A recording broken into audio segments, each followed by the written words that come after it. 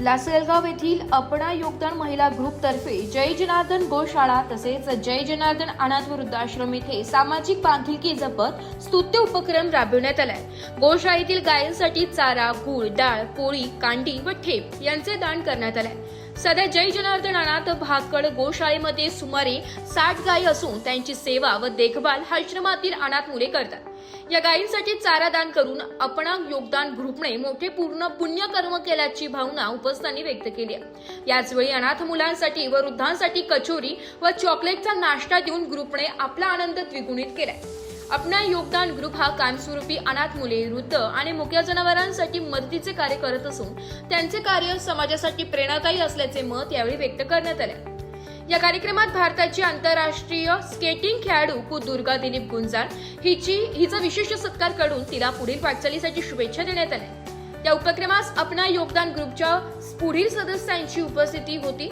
Amita ब्रह्मेच्या Anita Lunkad, Sonal सांब्रादा, हर्षाती Dungarwal, Mayuri Dungarwal, doctor Sangeeta Surse, Neha ब्रह्मेच्या Sangeeta Lunkad, Anushka Lunkad, Snehal ब्रह्मेच्या यावेळी आश्रमातील अनाथ वृद्धांची माई गोसेविका संगीतामाई दिलीप गुंजाळ यांनी सर्व दानशूर सदस्यांचे मनापासून आभार मानले। कार्यक्रमाचे प्रास्ताविक आश्रमीय सचिव दिलीप गुंजाळ यांनी केले। अपना योगदान ग्रुपचे हे कार्य समाजात माणुसकी, करुणा आणि सेवाभाव जपणारे असून भविष्यातही असे उपक्रम सातत्याने राबवावेत अशी अपेक्षा उपस्थितांनी व्यक्त केली आहे। मैं सोनल साबद्रा। हमने एक नए साल की हर लोगों का कुछ ना कुछ इंटेंशन होता है, तो हम पांचों ने मिला के अमिता भाभी ब्रह्मेचा, अनिता भाभी लुंकड़, मयूरी डुंगरवाल, हर्षाली डुंगरवाल और मैं सोनल साबद्रा, हमने अपना योगदान करके एक संकल्पना स्टार्ट की है। दान करने की हर एक को इच्छा होती है, पर समय का अभाव रहता है। फाइनेंशियली आप लोगों का एक 100 रुपये का कंट्रीब्यूशन एक बड़ी अमाउंट बन गई और हमने शुरुआत गौशाला से की। यहाँ पे इनके गौशाला में और बच्चों के लिए हम खाऊ लेके आए और इन्होंने सबने बहुत अच्छा हम लोगों को कोऑपरेट किया और सभी मेंबर्स को जिन्होंने इसमें योगदान दिया है उनको दिल से धन्यवाद कि आपके योगदान से हम लोग इतना अच्छा कार्य सफल कर पा रहे हैं। और हमारे साथ ये कंट्रीब्यूशन में ये जो मेंबर्स आए उनको भी बहुत बहुत धन्यवाद।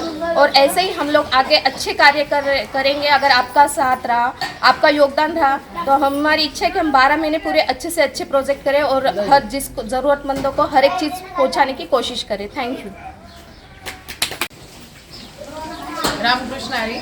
आपल्या लासलगाव येथे महिलांनी ग्रुप काढलेला आहे आणि सगळ्यात या ग्रुपमध्ये महिला आहे आणि या महिलांचा ग्रुप आहे अपना योगदान आणि या ग्रुपचं नावच एवढं आकर्षक त्यांनी बनवलंय। अपना म्हणजे आपला आणि सगळ्यांचं योगदान। या योगदानातून आपण सर्वांना कुठेतरी दान धर्म करायचा म्हणजे हे यांनी ठरवलेलं आहे। आज प्रथमच सुरुवात त्यांनी केलेली आहे। या महिला मंडळाने सुरुवात केलेली आहे।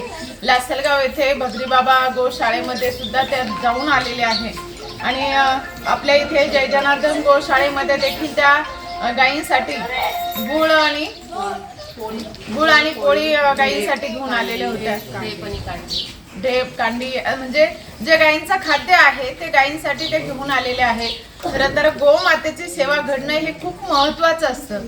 अरे ना, गोमाता म्हणजे आपल्या हिंदू धर्माचं पावित्र्य आहे आणि त्या हिंदू धर्माचं पावित्र्य कुठून सुरुवात होतं हे या महिलांना कळलेलं आहे। गोमातेची सेवा घडणं हे खूप महत्त्वाचं आहे।